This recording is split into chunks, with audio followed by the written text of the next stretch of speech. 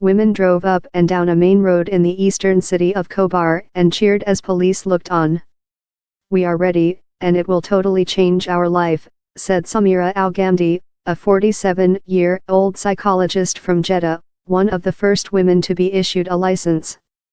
The lifting of the ban, which for years drew international condemnation and comparisons to the Taliban's rule in Afghanistan, has been welcomed by Western allies as proof of a new progressive trend in Saudi Arabia.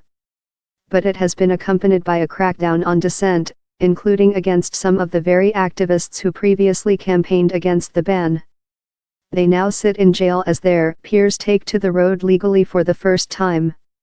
Women with foreign driver's licenses only began converting them earlier this month, so the number of new drivers remains low.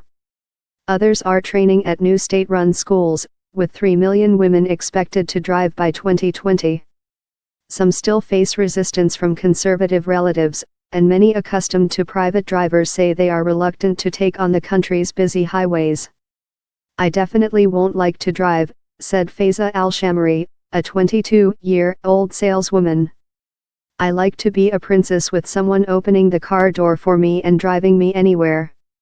Economic boon concerns that women drivers will face abuse in a country where strict segregation rules usually prevent women from interacting with unrelated men prompted a new anti-harassment law last month.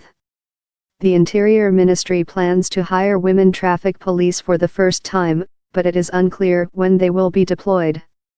The Public Security Directorate reported no unusual incidents 1 hour after the ban ended. Riyadh resident Amr Al-Ardi said the women in his family would wait to see how the system works before they start driving. The change should save families billions of dollars on chauffeurs while encouraging more women into the workforce and raising productivity, if only modestly at first. Auto companies have produced theatrical ads marking the ban's end, while private parking garages designated ladies' areas with pink signage. Many Saudis celebrated on social media, but some reactions were derisive or expressed concern about social impacts. One Twitter user said he would not allow his wife to take the wheel. "If she wants to drive, she can go to her father, and God willing she will drive lorries." Decisions like this depend on personal freedom. She_1T_drive. Much of the kingdom's overwhelmingly young population supports Prince Mohammed's reforms, but many Saudis fear their speed could provoke a backlash from religious conservatives once seen as dominant.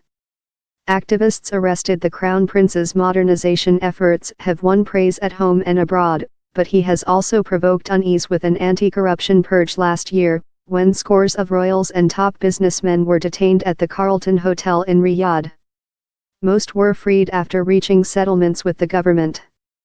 Billionaire investor Prince Al-Walid bin Talal, an early advocate of women driving who was detained at the Ritz for 3 months, tweeted a video of his daughter driving.